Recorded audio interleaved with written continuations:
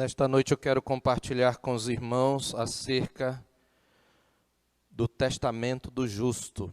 Na semana passada nós falamos sobre a velhice do justo, contemplando a velhice de Jacó quando ele chama José e ele adota os seus filhos para serem como que seus descendentes diretos, legalmente falando, e ele os abençoa, dando a José a primogenitura.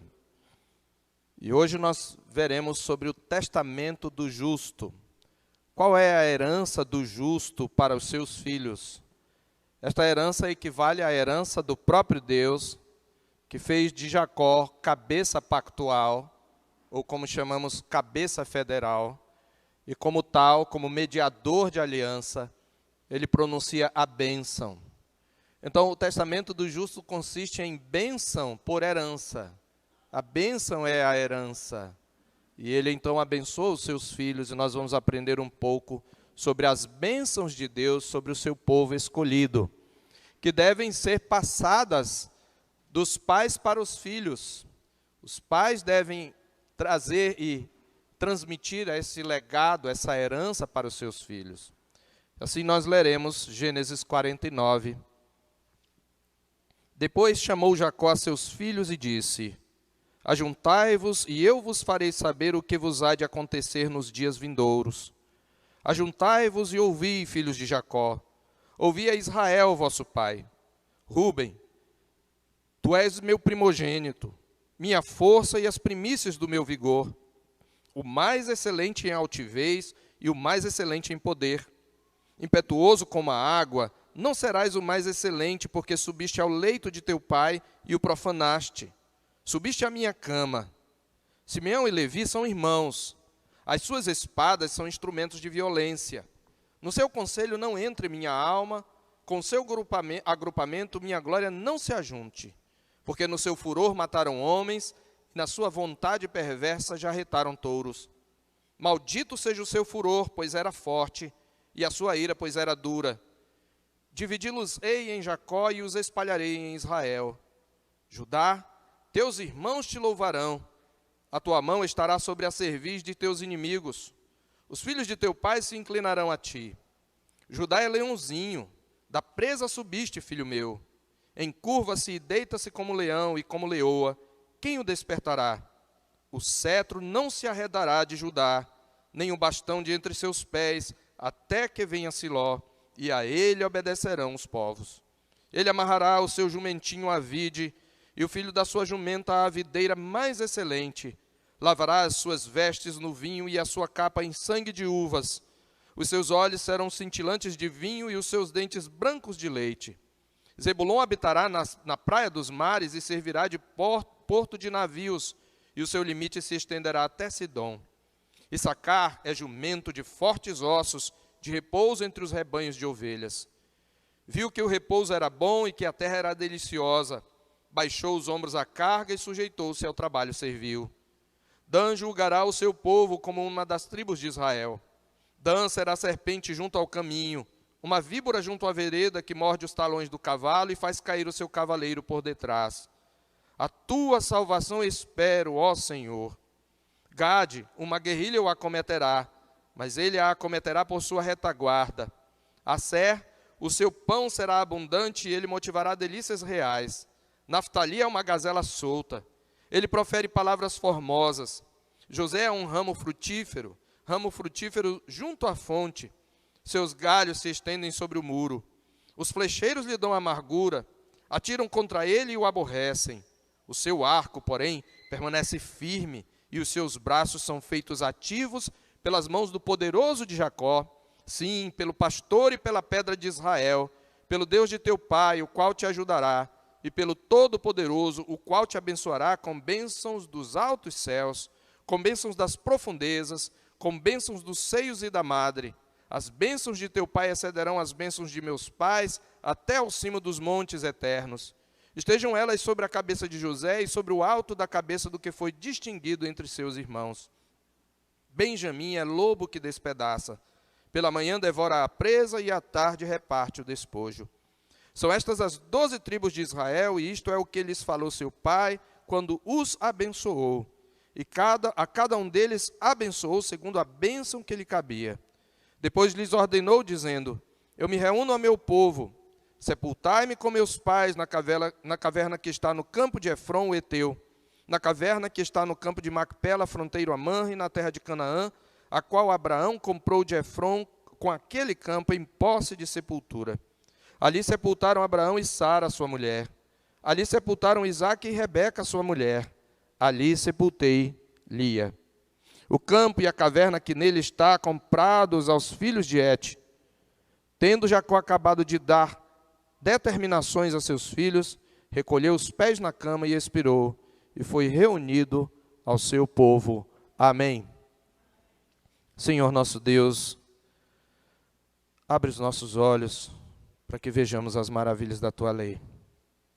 E a despeito do Teu instrumento, fala ao coração do Teu povo, ó Senhor. Nós te pedimos em nome de Jesus. Amém. Meus amados irmãos, lá em 1 de Pedro, capítulo 3, verso 9, está escrito que nós fomos chamados a fim de recebermos bênção por herança. A bênção é uma herança que o Senhor Deus nos deixou através de nosso Senhor Jesus Cristo para nós, seu povo.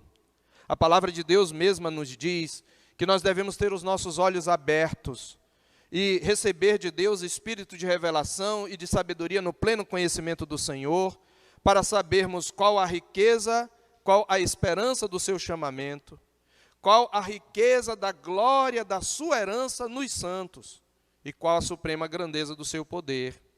Isso está em Efésios capítulo 1, a partir do verso 15. Esta é a oração de Paulo, para que o povo de Deus tenha os olhos abertos para conhecer a riqueza da glória, da herança que Deus tem entre os santos. Na verdade, por um lado, nós somos herança do Senhor, que Ele deu a Jesus Cristo. Por isso ele fala acerca do Pai, acerca de todos os que me deste, na sua oração sacerdotal. Mas por outro, Cristo é nossa herança, e nós herdaremos novos céus e nova terra. Assim, a bênção de Deus é a grande herança dos filhos de Deus. O que nós temos aqui diante de nós são as chamadas, conhecidas bênçãos proféticas de Jacó. Mas, em primeiro lugar, e antes de tudo, nós podemos considerar isto um testamento. O testamento é aquele documento que um patriarca, antes de morrer, manda que lavre e assine, e no qual ele coloca os seus últimos desejos. E neste testamento ele normalmente reparte a herança para seus filhos. Isto não é mais muito comum hoje em dia nas famílias tradicionais de anos passados, talvez de século. Isto acontecia mais, e algumas vezes, muitas vezes era até lido, quando ele ainda estava vivo, ele falava diante dos seus filhos os seus últimos desejos e pronunciava as suas últimas bênçãos. Mas esse testamento de Jacó, ao contrário do que talvez acontece com os testamentos neste mundo, é o testamento do justo. E ele não consiste de coisas que Jacó pessoalmente desejava ou sonhava para seus filhos em particular. Embora muitas dessas coisas fossem coisas que de fato ele tenha desejado. Mas este testamento consiste naquilo que Jacó deseja da parte do Senhor para os seus filhos. E mais do que isto, trata-se de uma palavra profética do Senhor, dada aos filhos de Israel, que vai cumprir-se nas tribos das quais aqueles filhos viriam, as 12 tribos de Israel. Claramente o texto começa e termina em prosa, e todo o texto, na verdade, é em poesia, e a introdução e a conclusão enfatizam isto. No verso 1, por exemplo, depois chamou Jacó a seus filhos e disse: ajuntai-vos e eu vos farei saber o que vos há de acontecer nos dias vindouros. Ajuntai-vos e ouvi, filhos de Jacó, ouvi a Israel, vosso pai. E no verso 28, o próprio narrador, Moisés, aqui nos diz: são estas as 12 tribos de Israel, e isto é o que lhes falou seu pai, quando os abençoou, a cada um deles abençoou, segundo a bênção que lhe cabia. Essa palavra bênção era também ligada à terra. E aqui Jacó, nas suas bênçãos proféticas, chega a determinar, de maneira um pouco mais geral, não tão detalhada, mas de maneira geral, as regiões onde as tribos iriam habitar. Isto é, não só um ato de fé que Jacó demonstra, pois ele está na terra do exílio, mas ele tem a esperança, a confiança de que ele voltará para a terra que Deus lhe prometeu, ele dali será uma grande nação e receberá aquela terra em possessão. Mas não só isso, Jacó está aqui pronunciando as bênçãos de Deus sobre o seu povo. Ele é um mediador pactual, ele é também um abençoador, ele é um portador da bênção e ele está preparando o legado para a próxima geração. E ele está dizendo o que cabe a cada um deles. Então nós vimos aqui um progresso de Abraão, passando por Isaac até Jacó. Você lembra que Abraão morreu com apenas uma porção da terra como sua possessão de fato. Abraão experimentou as primícias do cumprimento da promessa de Deus, primeiro na descendência ao ter um filho, que seria o pai de Jacó. Mas depois na terra, porque ele comprou em posse de sepultura, que é mencionado aqui no final do capítulo, ele comprou em posse de sepultura dos filhos de Et a caverna de Macpela e o campo fronteiro a ela, que pertencia aos filhos de Et. E aquela foi a primeira porção de terra possuída, de fato, por Abraão. E ali foram enterrados todos os patriarcas. Aquilo era um penhor da parte de Deus, e nós temos mensagem referente a isso lá no YouTube. Mas agora Jacó faz mais do que simplesmente comprar uma terra. Ele reparte, por assim dizer, a terra aos seus filhos. E ele faz isso antecipadamente. Então essas bênçãos de Jacó, podemos dizer, são bênçãos escatológicas, se referem a tempos futuros. Por isso, no verso 1, ele diz: ajuntai-vos e eu vos farei saber o que vos há de acontecer nos dias vindouros. Essa expressão dias vindouros, ela ocorre em Isaías, se não me engano, capítulo 2, verso 2, com a tradução os últimos dias. O que Jacó está falando tem cumprimento, resguardado, esperado, para muito além do seu tempo. Essa, meus irmãos, é a terceira de uma tríade de bênçãos de Jacó aqui em Gênesis. A primeira foi sobre Faraó, cumprindo inauguralmente, provisoriamente, a palavra de Deus a Abraão: em ti serão benditas todas as nações da terra. José já tinha sido bênção porque tinha dado mantimento a todas as nações que vinham a ele comprar no Egito. Mas Jacó também, no capítulo 47, verso 7, quando ele se encontra com Faraó, a Bíblia diz: e Jacó abençoou a Faraó. A segunda dessa tríade é a bênção de Jacó sobre Efraim e Manassés, os filhos de José, no capítulo 48, versos 15 a 16. Ele adota os filhos de José, há uma cerimônia, vimos isso na semana passada, na mensagem passada. Ele adota os filhos de José, há uma cerimônia formal de adoção ali, quando ele os toma entre seus joelhos, quando ele os beija e os abraça, e quando ele os abençoa. Ele coloca a porção maior da bênção sobre Efraim. Aqui, mais uma vez, o mais novo é maior do que o mais velho, para que o propósito de Deus quanto à eleição prevalecesse, não por obras, mas por aquele que chama, como Paulo vai falar em Romanos 9, acerca de Jacó e Esaú. Mas agora, ele traz aqui o pronunciamento das bênçãos aos seus filhos. E essas bênçãos, elas consistem, em termos literários, na mais longa poesia do livro de Gênesis. Tudo isso é uma poesia, mas isso não quer dizer que não seja real. Muitas palavras proféticas e muitos oráculos eram entregues ao povo em forma de poesia. E então, nós temos aqui uma poesia, e elas são também profecias acerca dos filhos de Jacó e das respectivas tribos que deles se formariam. Essas bênçãos, elas formam jogos de palavras com os nomes deles, ou então fazem comparação com animais. E os nomes e ações dos 12 filhos, eles na verdade pressagiam o destino das tribos que deles viriam. Então ele normalmente liga por algum tipo de comparação e de jogo de palavras, a gente chama às vezes de paronomásia. Ele coloca o nome, por exemplo, Judá, os teus irmãos te louvarão. Porque Judá é uma palavra que significa louvor, porque quando Lia o teve, ela disse, esta vez louvarei ao Senhor. Se bem que ali ela não estava louvando de fato, ela estava dizendo, agora eu vou louvar ao Senhor, porque meu marido vai se juntar a mim, mas isso não aconteceu. Mas o nome dele acabou tendo um outro sentido nessa bênção profética de Jacó. Então, o nome e as ações dos 12 filhos de Jacó vão pressagiar o destino das tribos. E embora tenha tido, meus irmãos, um início de vida mais indigno do que seu pai, e aqui nós vemos, você lembra, nós ficamos, eu não sei os irmãos, mas eu quando estudava o texto e quando pregava, nós ficamos escandalizados com a forma como a graça de Deus mantém-se firme sobre Jacó, apesar dele ser, como já dissemos, um santo sem pedigree. Apesar dele não ser tão digno quanto seu pai, quanto seu avô. Quando olhamos um homem da envergadura de Abraão e mesmo Isaac, que andou nas pisadas do seu pai, apesar dos deslizes que eles tiveram, nós vimos homens de grande envergadura espiritual.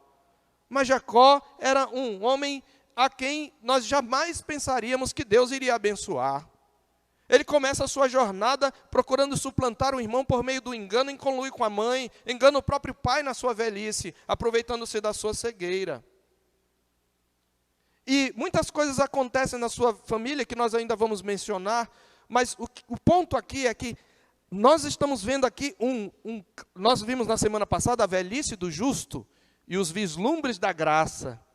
E nós vimos aqui essa graça na vida de um Jacó maduro, agora no fim da sua vida, mas em termos espirituais maduro, renovado, como um portador da bênção, transmitindo a bênção com autoridade aos seus filhos como cabeça pactual. E o que nós percebemos aqui nesta bênção, antes de tudo, é que embora tenha tido um início de vida mais indigno do que seu pai, a graça persistente deu a Jacó um fim mais glorioso, tanto em termos de descendência, como em termos de caráter, do que o fim de seu pai. Seu pai teve apenas 2 filhos. Jacó tem 12. E dele sairão as 12 tribos. Mas não apenas isto. Veja, enquanto Isaac pronunciou sua bênção a um filho só, a um só filho, a portas fechadas, criando rivalidade e uma guerra em família, Jacó impetra sua bênção publicamente, dando a cada filho que lhe cabia por mandado do Senhor.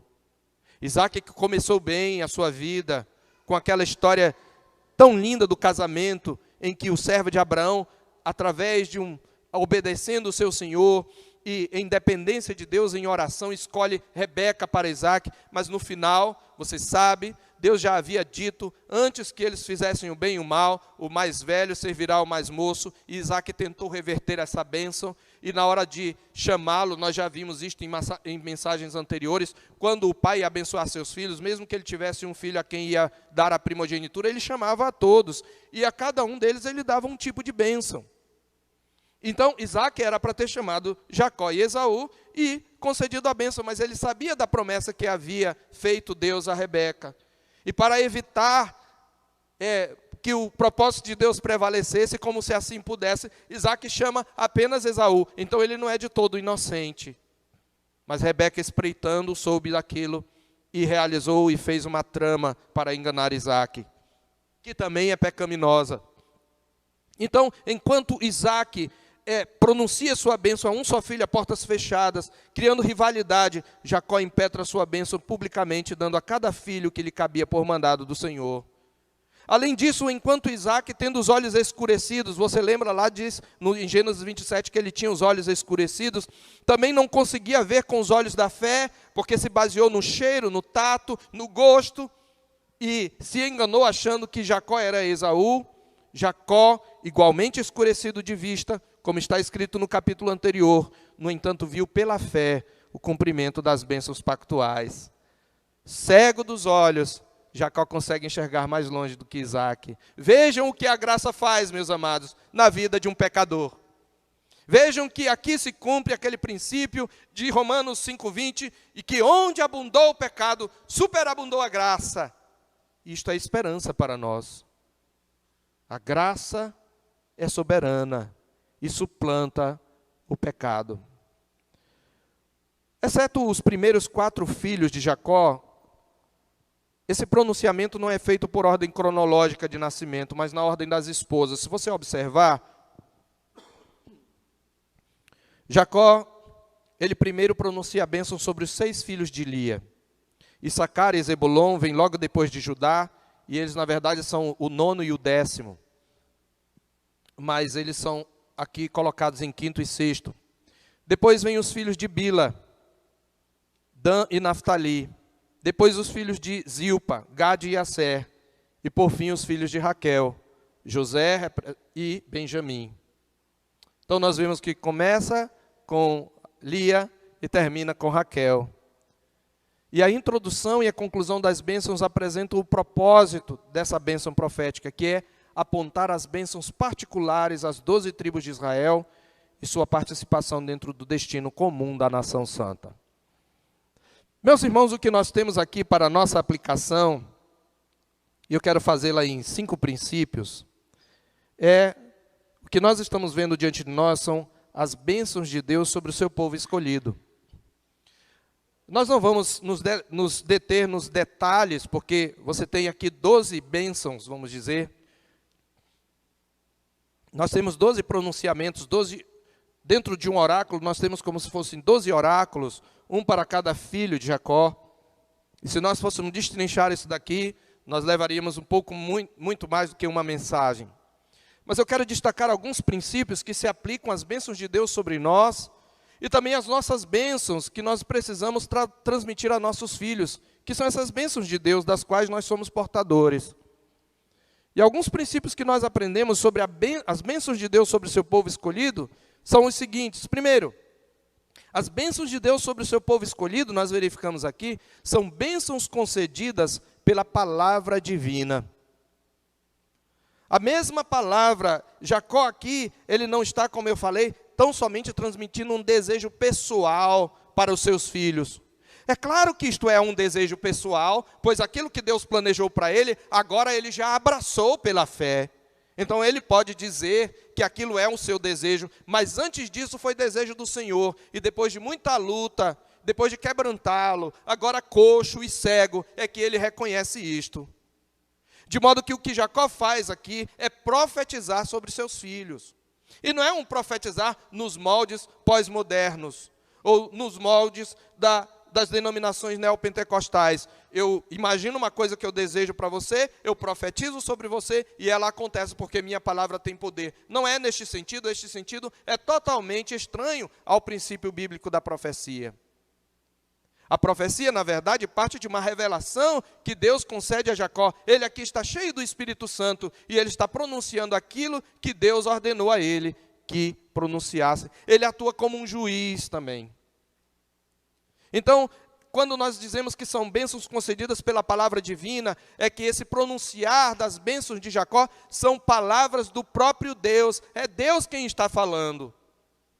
E isto é significativo, porque quando nós olhamos o livro de Gênesis, nós vamos perceber que a mesma palavra criativa que abriu Gênesis e comunicou as bênçãos criacionais, dizendo, crescei, multiplicai-vos, enchei a terra, agora encerra o livro, comunicando bênçãos à humanidade eleita.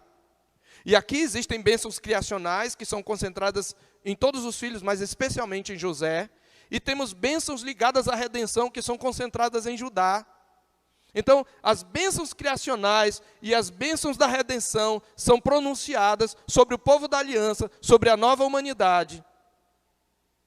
De modo, meus irmãos, que no início, claro que há uma distinção, porque no início foi por um ato imediato do próprio Deus. O próprio Deus, quando nada havia, disse, haja luz, e houve luz. Produza a terra, haja separação entre águas, e apareça a porção seca. E assim se fez. E depois o próprio Deus diz, crescei, multiplicai-vos, enchei a terra, tanto aos animais, como disse também aos homens. E essas bênçãos foram pronunciadas pelo próprio Deus de maneira imediata. Aqui uso o termo técnico, no sentido de sem mediação. Mas aqui é a mesma palavra de Deus, só que através do seu cabeça pactual. Por isso, Jacó fala como um profeta inspirado. Ajuntai-vos e eu vos farei saber o que vos há de acontecer nos dias vindouros. As bênçãos, então, meus irmãos, de Jacó, revelam o poder eficaz da palavra inspirada. Aqui está um princípio para nós da inspiração das Escrituras, meus irmãos. Porque é isso que a palavra de Deus fala sobre si mesma. Se você observar, você verá que lá em 1 de Pedro, eu quero que você abra lá, ou em 2 de Pedro, capítulo 1, Pedro se refere a profetas, e Jacó aqui está atuando como um profeta. No capítulo 1 da sua epístola, ele diz no verso 19, no verso 20, sabendo primeiramente isto, nenhuma profecia da Escritura, veja, a profecia de Jacó está na Escritura, não é? Está aqui em Gênesis.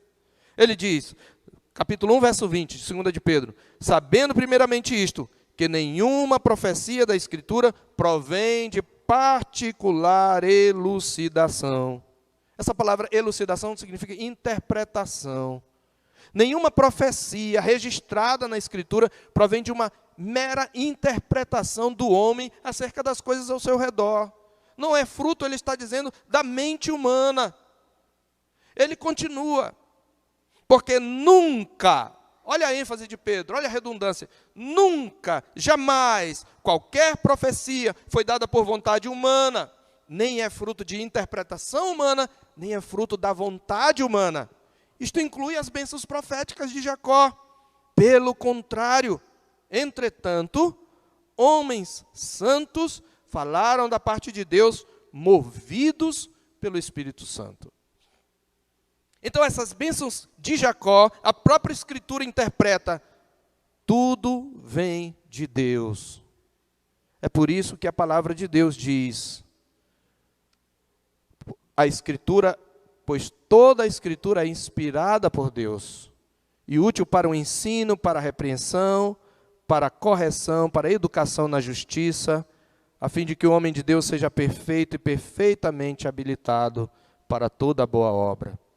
As bênçãos de Deus, meus irmãos, elas fluem para o seu povo através da palavra de Deus. Não temos mais hoje profetas que trazem a palavra de Deus diretamente para o seu povo, pois isto não é necessário, eles deixaram registrado nas Escrituras. Mas nós temos na Escritura as bênçãos de Deus registradas. E se queremos profetizar sobre nossos filhos, nós devemos fazê-lo lendo para eles e pregando para eles a Escritura. Como eu já disse hoje pela manhã, pois é a mesma mensagem, eu fiz a seguinte proposta: pai, você quer profetizar sobre seus filhos? Você quer uma profecia para profetizar sobre os seus filhos? Chega para o seu filho e diga: meu filho, se com tua boca confessares Jesus como Senhor, e em teu coração creres que Deus o ressuscitou dentre os mortos, serás salvo. Esta é a palavra profética que a Escritura nos ensina.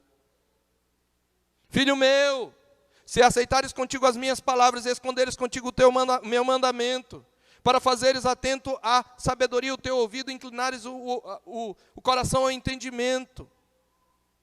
Se tu clamares por inteligência e por entendimento, alçares a voz. Se buscares a sabedoria como a prata e como a tesouros escondidos a procurares, então entenderás o temor do Senhor e acharás o conhecimento de Deus. Profetize a Escritura, porque a palavra da bênção é a palavra da promessa que está na Escritura. Paulo faz isto, ele diz isto lá em Romanos, capítulo 8, ou capítulo 9, capítulo 9.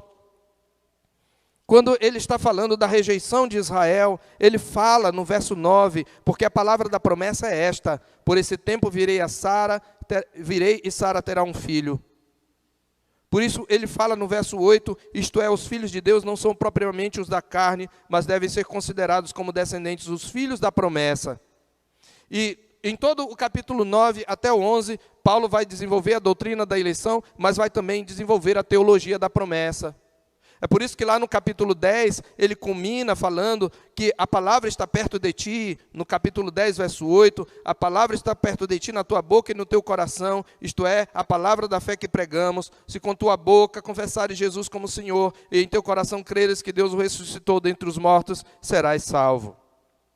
Então, o que nós aprendemos aqui, em primeiro lugar, é isto, é que a palavra da bênção, a bênção de Deus para o seu povo, ela flui através da sua palavra. Por isso que nós precisamos ler a palavra, nós precisamos estudar a palavra, nós precisamos pregar a palavra aos nossos filhos.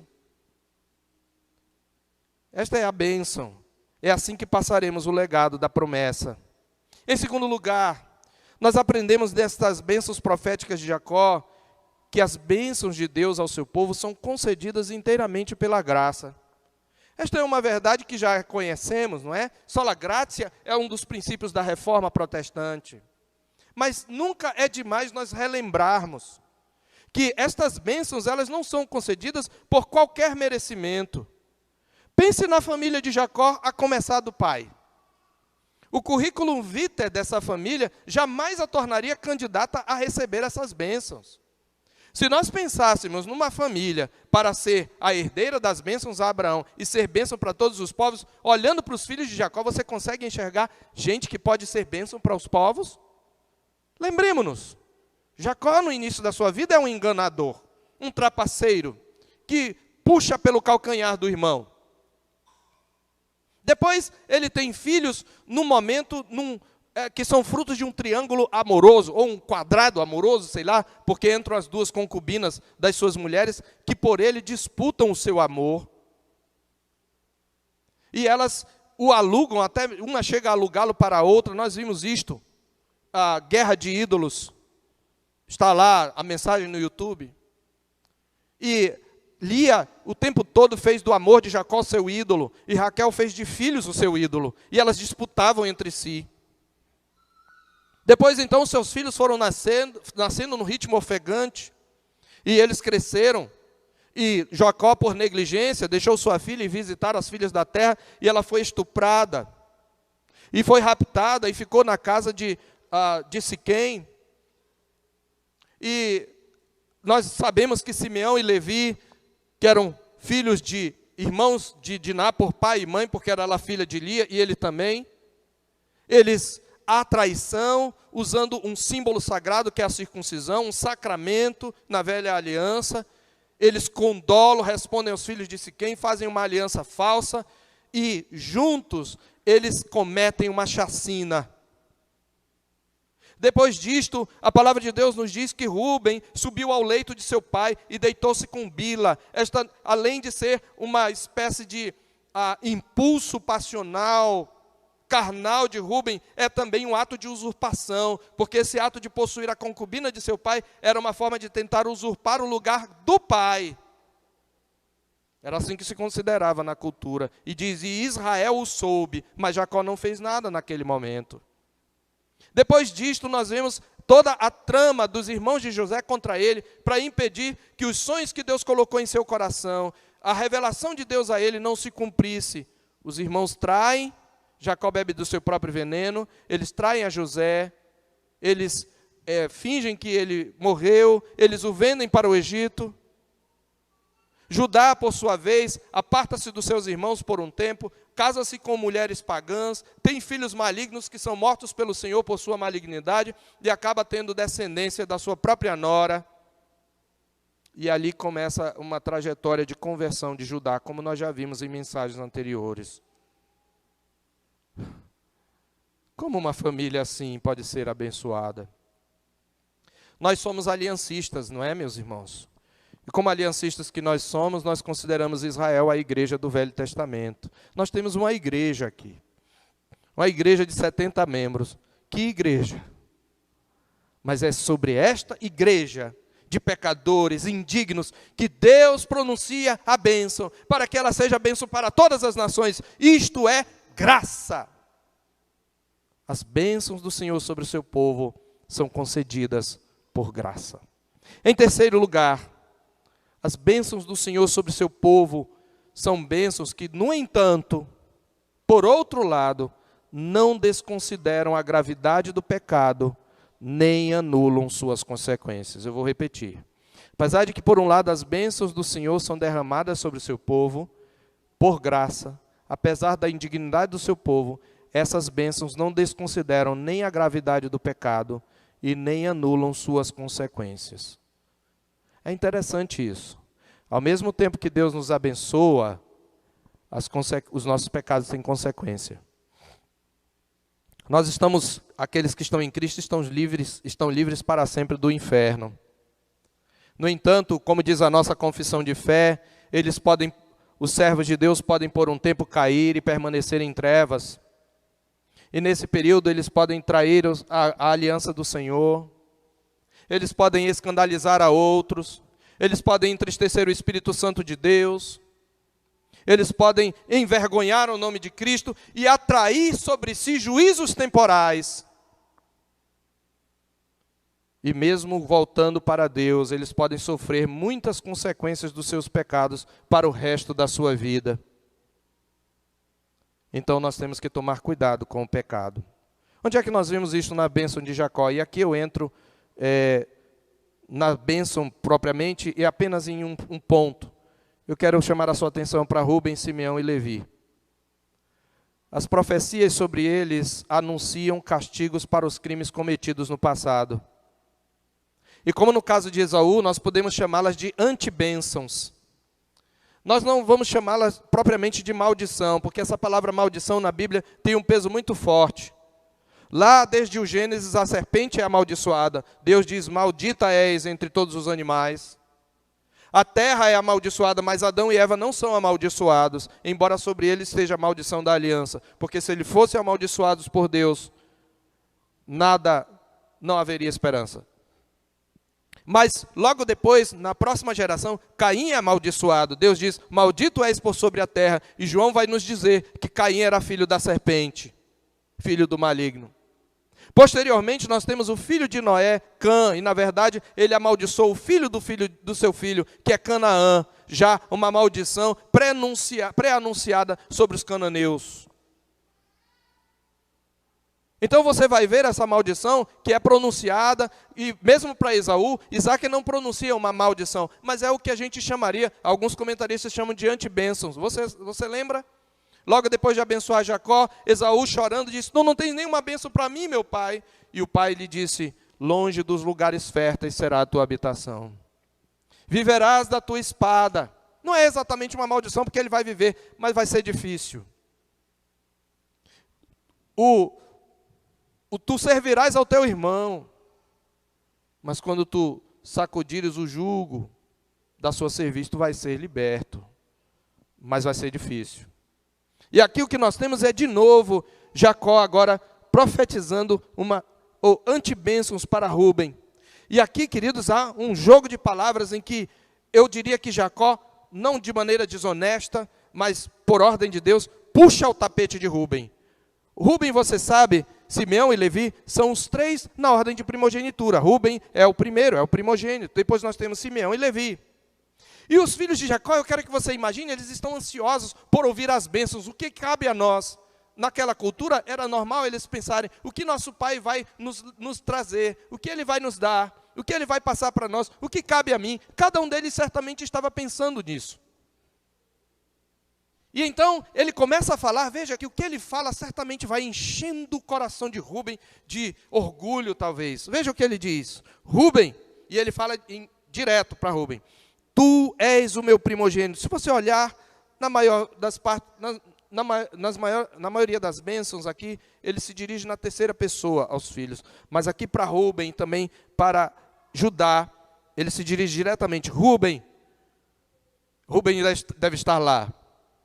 José vestido com vestes reais e os outros com vestes normais. Rúben, tu és o meu primogênito. Opa, tem palavra boa aí para mim. Minha força e as primícias do meu vigor. Jacó era novo, está falando do seu vigor sexual.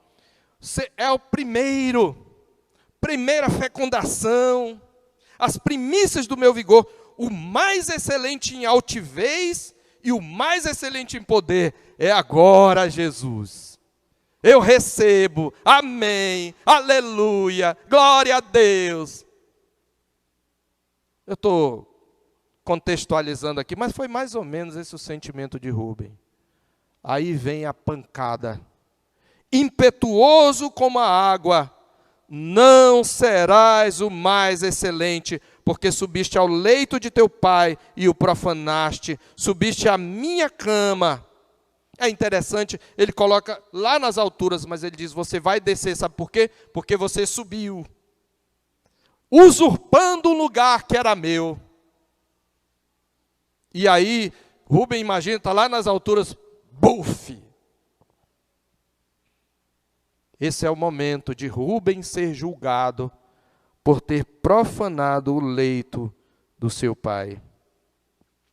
Meus irmãos, isto tem efeitos. Eu falei que as palavras de Jacó sobre os seus filhos pressagiam o destino das tribos. Rúben é censurado aqui em discurso direto. E quando nós olhamos a história posterior de Israel, após estabelecidos em Canaã, os rubenitas praticamente somem da história. Eles estão lá, mas você não os vê destacados na história. Nenhum profeta, nenhum juiz, nenhum rei jamais veio da tribo de Rúben. A única liderança que a tribo de Rúben exerceu sobre Israel, registrada na Escritura, foi na rebelião de Datã e Abirão, em Números 16:1. Tinha Coré, dos filhos de Levi, e tinha Datã e Abirão, que eram dos filhos de Rúben. A única liderança deles é liderança para a rebelião. Mas ele tem mais palavra de juízo. Veja, ele não está amaldiçoando exatamente Rúben. Ele vai receber a parte geral da herança que cabe ao povo de Deus, mas ele vai sofrer as consequências do seu pecado. E presta atenção, irmão, os seus descendentes também. Os seus descendentes também. Simeão e Levi, ele diz, ele já começa derrubando, né? Ele não faz nenhum elogio. Simeão e Levi são irmãos, é a única coisa que ele fala. Sabe o que ele está dizendo? Simeão e Levi eram filhos de Lia, por pai, então eram irmãos por parte de pai e de mãe. E ao que parece, eles eram mais grudados um no outro. É por isso que quando fazem a trama da chacina, fazem os dois, e lideram os dois. Embora os filhos de Jacó tivessem tomado os despojos, os outros filhos. Mas por quê? Sempre você tem na igreja aqueles irmãozinhos que andam juntinhos, né? Presta atenção numa coisa, irmão. Cuidado com as amizades que são baseadas só em química. Porque às vezes, quando a amizade se torna um ídolo, às vezes o meu amigo, dentro da igreja, pode me levar para o caminho do mal, pode contaminar meu coração. Cuidado. Estamos aqui novamente numa perspectiva aliancista, considerando uma igreja. A igreja tinha dois irmãozinhos que ficavam para lá e para cá. E um dia eles fizeram um plano e eles foram juntos e eles já retaram touros. E a ênfase de Jacó aqui, o jogo de palavras, faz um contraste entre juntar e espalhar. Eles são irmãos, as suas espadas são instrumentos de violência. No seu conselho, quer dizer, eles quando se reúnem, não entra em minha alma. No seu agrupamento, observe, tudo falando de união. Há unidade que é abominável ao Senhor. Ele diz, no seu conselho não entre minha alma, com o seu agrupamento minha glória não se ajunte. Porque no seu furor mataram homens e na sua vontade perversa já retaram touros. Maldito o seu furor, pois era forte, e a sua ira, pois era dura. Eles são juntinhos? Qual é a palavra de Jacó? Dividi-los-ei em Jacó e os espalharei em Israel. Nunca mais eles vão andar juntos. Nunca mais eles vão andar juntos. Veja, Simeão e Levi partilham da mesma condenação e destino. A sua brutalidade nessa antibênção é ressaltada. Quando nós olhamos também na história, nós vemos que a tribo de Simeão ela foi absorvida pela tribo de Judá. Simeão praticamente se espalhou e sumiu dentro da tribo de Judá, do território da tribo de Judá. E Levi, como sabemos, uma tribo de sacerdotes, foi espalhada entre as tribos de Israel. Contudo, meus irmãos, mesmo essas antibênçãos ainda são atos da graça, é preciso que se diga. Pois, como observou Bruce Waltke, comentando esse texto, ao remover Rúben por seu turbulento e incontrolado impulso sexual, Jacó salva Israel, ao menos temporariamente, de uma liderança leviana. E também, de igual modo, ao amaldiçoar a crueldade de Simeão e Levi, Israel está restringindo sua cruel temeridade de dominar. Então, a Bíblia diz, lança fora o escarnecedor, e com ele se irá a contenda. Cessarão as demandas, as intrigas. É por isso, meus queridos, as bênçãos de Deus, a graça de Deus não anula a gravidade do pecado. É por isso que a igreja precisa aprender a exercer disciplina. A igreja precisa aprender a não só exercer, mas amar a disciplina, submeter-se à disciplina, porque a disciplina é o ato pelo qual a igreja tira o fermento do meio da massa. Porque um pouco de fermento, diz a palavra de Deus, leveda a massa toda. E muitas vezes nós nos deixamos levar por amizades, por uma química. Mas a palavra de Deus, você sabia que em Israel Deus ordenava guerra civil? Se uma tribo se desviar do Senhor, todas as outras tribos vão voltar contra ela e vão destruí-la. Está ordenado guerra civil. Porque a santidade do Senhor exige que o mal seja extirpado, que o rebelde contradizente, que o incorrigível quanto mais seja expulso do meio do povo de Deus. Porque a graça de Deus no meio do seu povo não anula o pecado. É claro que esses homens no final, eles são abençoados, mas a benção deles é perturbada no sentido do seu desfrutar histórico pelos seus pecados. Em quarto lugar, as bênçãos de Deus sobre o seu povo, elas são comunicadas em espírito de oração e total dependência do Deus da promessa. É interessante que na linha central dessa longa poesia, se nós pudéssemos estruturar aqui a poesia no hebraico, assim dizem os estudiosos, na linha central dessa longa poesia, Jacó interrompe as bênçãos proféticas para falar com Deus no verso 18. Ele de repente para de se pronunciar sobre seus filhos e no verso 18, numa curta porém pungente oração, ele diz, a tua salvação espero, ó Senhor. E é curioso que a palavra que Jacó usa para salvação aqui também é a palavra para Salvador.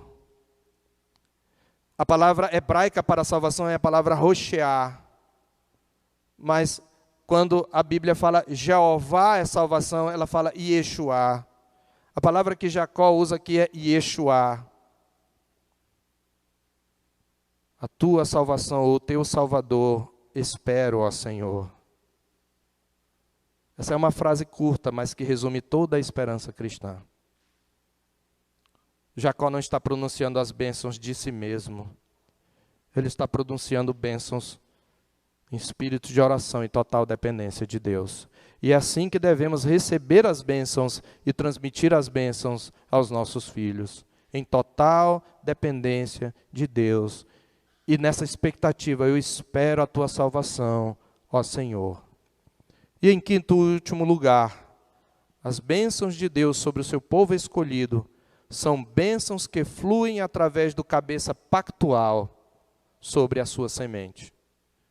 As bênçãos do Senhor sobre o seu povo escolhido, elas fluem através do cabeça pactual sobre sua semente.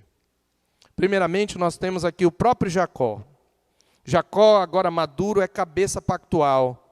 E ele, com a autoridade de cabeça pactual, ele transmite sobre o seu povo. Como eu falei, a Igreja Presbiteriana do Brasil é uma igreja aliancista.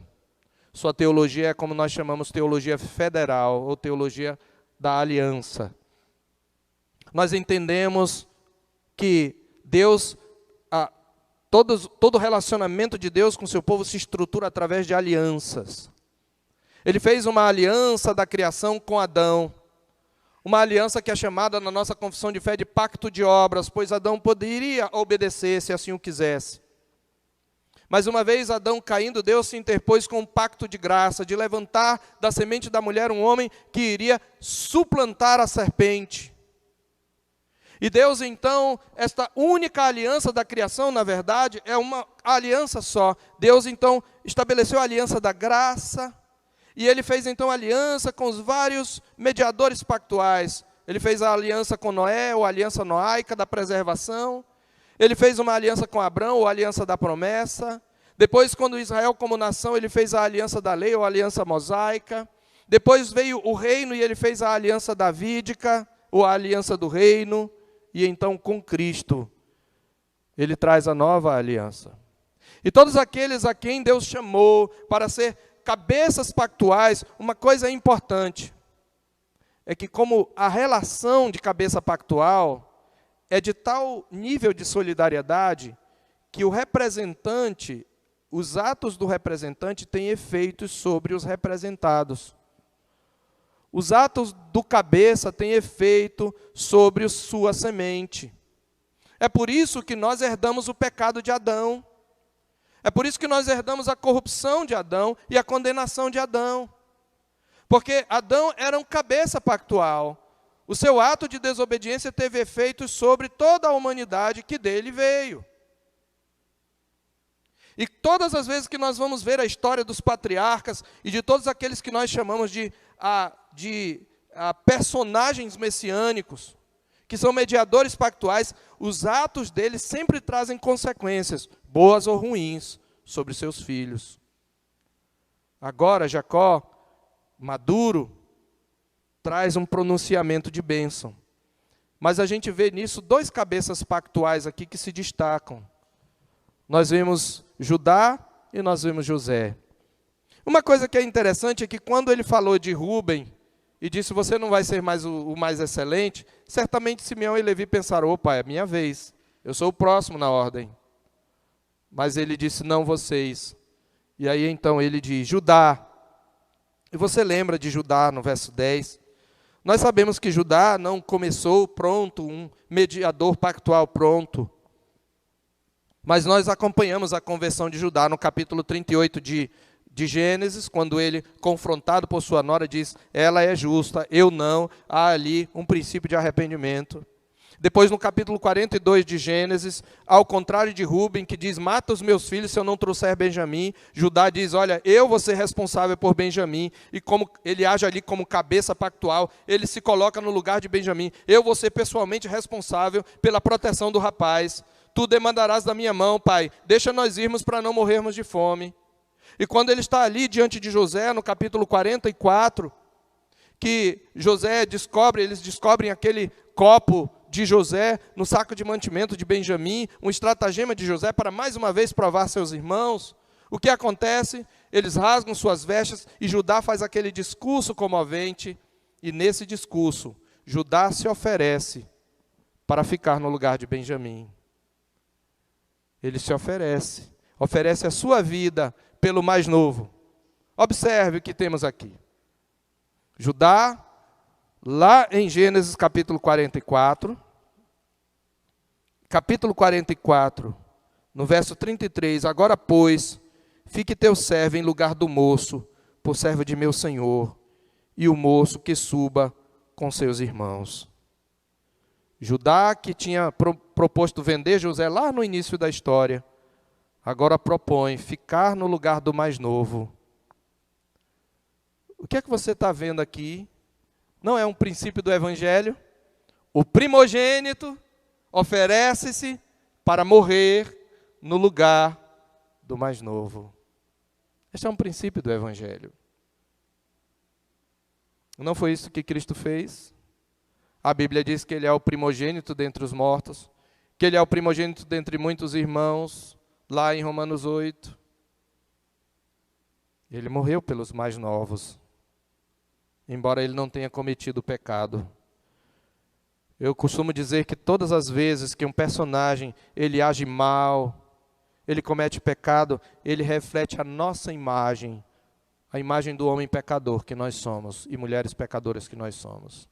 Mas todas as vezes que um personagem bíblico age bem, age virtuosamente, ele está refletindo Cristo. E isto também acontece conosco. Quando você age virtuosamente, não é o seu querer que está sendo ali exercido, é o querer do Espírito Santo, é Cristo brilhando em você. E por causa desse crescimento, então tem um pronunciamento de uma bênção especial para Judá. Judá, teus irmãos te louvarão, a tua mão estará sobre a cerviz de teus inimigos. Os filhos de teu pai, os outros se inclinarão a ti. Essa é uma profecia messiânica, queridos. Judá é leãozinho, da presa subiste, filho meu, encurva-se como leão, encurva-se e deita como leão e como leoa. Quem o despertará? O leão sempre foi um símbolo de majestade e vai ser agora um símbolo para a tribo de Judá. E aí o verso 10, a profecia messiânica. O cetro não se arredará de Judá, nem o bastão de entre seus pés, até que venha Siló, e a ele obedecerão os povos. O cetro fala da autoridade real. Ele está aqui dizendo, de Judá virá a autoridade real, de Judá virá o rei, a quem obedecerão todos os povos. E essa expressão até que venha Siló, essa expressão Siló, ela é fruto de disputa entre os comentaristas. Mas talvez a tradução melhor seria, até que venha aquele a quem ele pertence. Até que venha aquele a quem ele pertence. Mas uma coisa que os comentaristas são quase unânimes, é que ele está falando do Messias. Até que venha aquele que é o herdeiro por excelência, que é o rei por excelência. Veja o alcance das bênçãos de Jacó. E depois ele vai trazer uma bênção especial sobre José. Mas as bênçãos pronunciadas sobre José são bênçãos mais criacionais.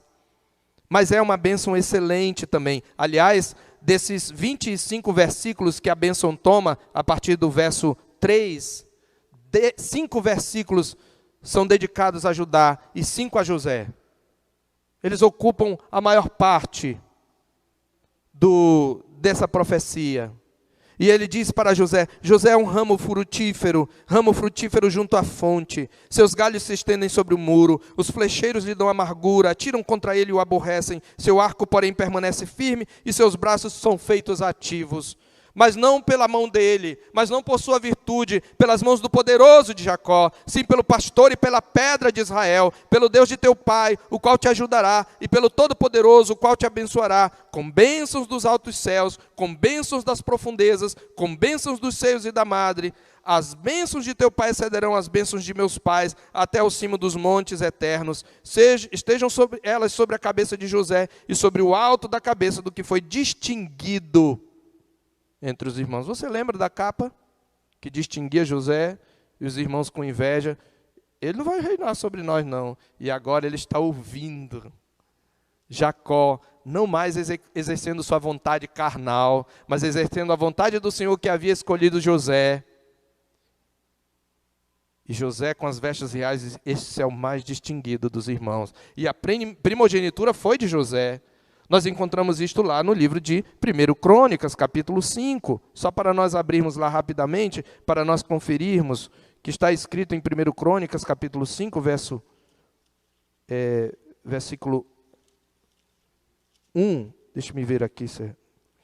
5, verso 1. Quanto aos filhos de Ruben, o primogênito de Israel, pois era o primogênito, mas por ter profanado o leito de seu pai, deu-se a sua primogenitura aos filhos de José, filho de Israel, de modo que na genealogia não foi contado como primogênito. Judá, na verdade, foi poderoso entre seus irmãos, e dele veio o príncipe, porém o direito da primogenitura foi de José. Nós sabemos, Judá e Efraim foram os cabeças do reino do sul e do norte, respectivamente. Você sabe que quando o reino se dividiu, na época de Roboão, os profetas, quando falavam em Israel, às vezes usavam o termo Efraim, porque Efraim, cumprindo as profecias de Jacó, se tornou a tribo mais poderosa do norte e líder das tribos do norte. Por isso que às vezes os profetas se dirigiam a Israel falando com a sua tribo mais influente. Você pode ler lá, toda vez que fala Efraim, nas profecias, diz respeito a todo o reino do norte. Efraim foi uma grande tribo. E você lembra quando aquela geração foi prostrada no deserto por sua rebelião, só 2 homens entraram na terra. Quem foram eles?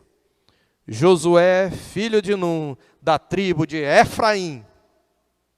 Calebe, filho de Jefoné, da tribo de Judá. Aleluia! Promessa de Deus se cumpre. E sabemos que o rei veio de Judá e o Cristo veio de Judá. Ele é chamado de Leão de Judá. A própria bênção concedida através do cabeça pactual ensina este princípio. E no desdobramento da revelação, meus irmãos, quando Israel já é uma nação, o sumo sacerdote é designado mediador da bênção para os filhos de Israel. Aí ele se ordena que pronuncie a bênção sobre os filhos de Israel como cabeça pactual em Números 6, 24 a 26. O Senhor te abençoe e te guarde. O Senhor faça resplandecer o rosto sobre ti e tenha misericórdia de ti. O Senhor sobre ti levante o rosto e te dê a paz. E a própria nação de Israel é chamada para abençoar. E este princípio, ele culmina e se cumpre em Cristo. Porque Jacó age aqui como um profeta. Eu falei do sacerdote. O rei também era alguém que era cabeça pactual, que abençoava. Pois lá em 1 Crônicas 16, 2, o rei abençoa o povo. Mas Cristo é profeta, sacerdote e rei. E ele abençoa a sua igreja. Vamos ver como esse descendente de Judá abençoa a sua igreja. Já estamos chegando à conclusão. Em Lucas 24, na sua ascensão, versículos 50 e 51, está escrito: então os levou para Betânia, Jesus ressurreto, e erguendo as mãos, os abençoou. O novo Israel é abençoado. Aconteceu que enquanto os abençoava, ia se retirando deles, sendo elevado para os céus. O leão de Judá, agora exaltado, subindo aos céus para assentar-se à destra do Pai, estende as mãos sobre a sua igreja, sobre o seu novo Israel, e o abençoa, para que ele seja portador das bênçãos do Senhor. Eu concluo, meus irmãos, trazendo apenas 2 aplicações, pois já fizemos algumas aqui. Primeiro, a palavra da promessa nos foi dada. E como é que nós tomamos posse da palavra da promessa? Pela fé. Qual é a palavra da promessa? Eu já a mencionei. Se você abrir em Romanos 10, de 9 a 13, você verá a palavra de promessa de Deus para o seu povo. Essa é a palavra que o seu povo vai proclamar a todas as nações.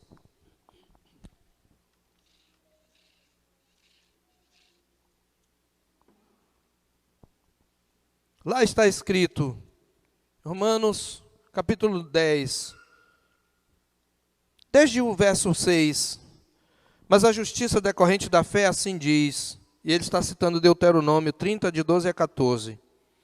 Não perguntes no teu coração, quem subirá ao céu, isto é, para trazer do alto a Cristo, ou quem descerá ao abismo, isto é, para levantar Cristo dentre os mortos. Lá o Senhor Deus diz, não perguntes quem vai subir, porque quem consegue cumprir a lei de Deus? Ele diz, porém que se diz? A palavra está perto de ti, na tua boca e no teu coração, isto é, a palavra da fé que pregamos. Qual é essa palavra? Se com tua boca, presta atenção, meu amigo, você que não é crente em Cristo, e não tem certeza da salvação, você quer ser um herdeiro da promessa, se com tua boca confessares Jesus como Senhor, e em teu coração creres que Deus o ressuscitou dentre os mortos, serás salvo. Porque com a boca se confessa, porque com o coração se crê para a justiça, e com a boca se confessa a respeito da salvação. Porquanto a Escritura diz, todo aquele que nele crê não será confundido, pois não há distinção entre judeu e grego, uma vez que o mesmo é Senhor de todos, rico para com todos os que o invocam, porque todo aquele que invocar o nome do Senhor será salvo. Esta é a promessa. Nós sabemos disso por Gálatas 3, verso 13. Em Gálatas 3, Paulo diz que, tendo a Escritura previsto que Deus justificaria pela fé os gentios, pré-anunciou o evangelho a Abraão. Qual o conteúdo do evangelho pré-anunciado a Abraão? Em ti serão benditos todos os povos. E logo no versículo 13 ele diz, Cristo nos resgatou da maldição da lei, fazendo-se ele próprio maldição em nosso lugar, porque está escrito, maldito todo aquele que for pendurado no madeiro, para que a bênção de Abraão chegasse a nós, gentios, aos povos não judeus, em Jesus Cristo, e recebêssemos pela fé o Espírito prometido. Esta é a palavra da promessa, paz. É por isso que nós temos que pregar o evangelho a nossos filhos. Esta é a herança. Você talvez não possa deixar uma poupança para o seu filho, e talvez você deixe, mas que coisa terrível se ele tiver uma poupança gorda, um dinheiro bem aplicado, um sistema de previdência, mas você não deixar para ele o legado da fé. Essa é a herança que deixamos para os nossos filhos, a palavra da fé que pregamos. E é isto que nós devemos transmitir aos povos. Devemos pregar o evangelho. Nós somos chamados para receber bênção por herança. E por último, eu volto a 1 de Pedro 3, 8 e 9, que mencionei no início, dizendo que fomos chamados para receber bênção por herança. Ali tem uma implicação para nós. Pedro está dizendo como nós devemos praticar o amor fraternal entre os irmãos. Finalmente, diz o verso 8, sede todos de igual ânimo, compadecidos, fraternalmente amigos, misericordiosos, humildes. Ele está falando da comunidade dos santos. Não pagando mal por mal, ou injúria por injúria. O que é injúria? Injúria é a humilhação pública, é a ofensa pública. É quando você é tratado de maneira indigna. Então, ele está dizendo, mesmo que você seja injuriado, tratado publicamente de maneira indigna, mesmo que você sofra o mal, não pague o mal por mal, ou injúria pela injúria. Pelo contrário, bem dizendo, você deve responder o mal com o bem, e deve responder a injúria com bênção. Por quê? Pois para isto mesmo fostes chamados, a fim de receberdes bênção por herança. Sabe o que ele está dizendo? Que nós não só somos herdeiros da bênção, que nós não somos o ponto final da bênção. Essa bênção tem que fluir através de nós para outros. É isso que ele está dizendo. Vocês foram chamados para receber a bênção por herança e transmiti-la a outros. Então, no seio da comunidade, vocês não devem não devem responder a injúria com injúria. Mas vocês devem bem dizer. E, meus irmãos, precisamos admitir quão frequentemente nós respondemos a injúria por injúria. Até mesmo aquilo que não é de fato uma injúria, mas por causa do nosso orgulho, fere o nosso orgulho e nos ofende. Até mesmo quando nós achamos que somos tratados com injustiça, mesmo que de fato não estejamos sendo tratados, pois muitas vezes o nosso senso de justiça ele é contaminado pelo pecado. E normalmente nós olhamos a justiça como favorecendo a nós. Como bem advertiu Jesus, nós costumamos olhar o nosso erro como um argueiro no olho e o erro do outro como uma trave no olho.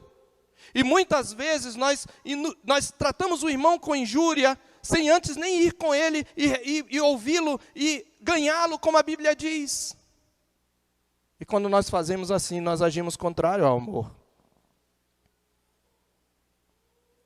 Nós não fomos chamados para isso. Nós não fomos chamados para amaldiçoar.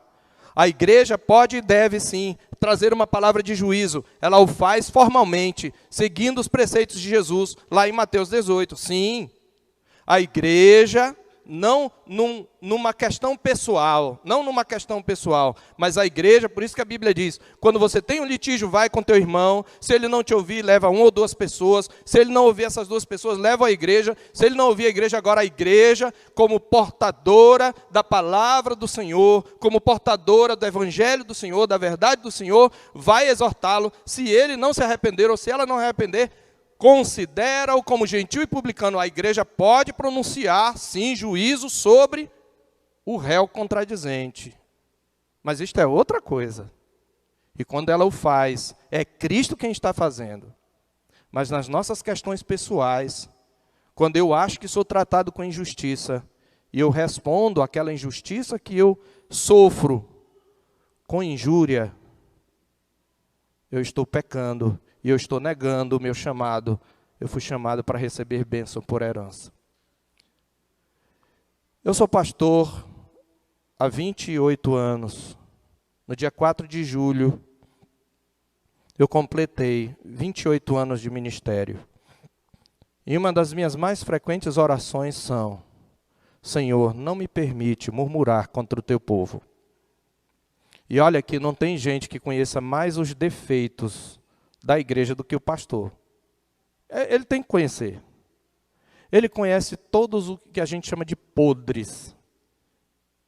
Os seus ouvidos ouvem segredos que muitos jamais suportariam ouvir. Mas eu disse sempre para o Senhor que eu nunca murmure contra a tua noiva, porque esse é o rebanho que ele comprou com o seu próprio sangue.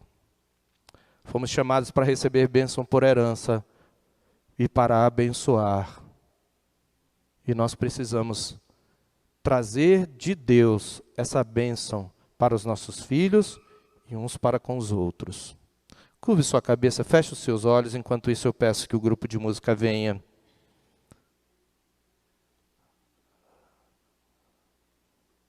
Ore ao Senhor agora.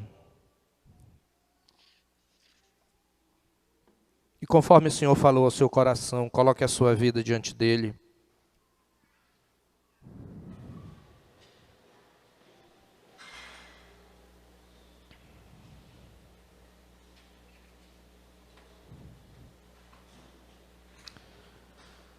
Senhor nosso Deus, a tua palavra é tão maravilhosa, é tão exata, é tão verdadeira, ela expõe o nosso coração.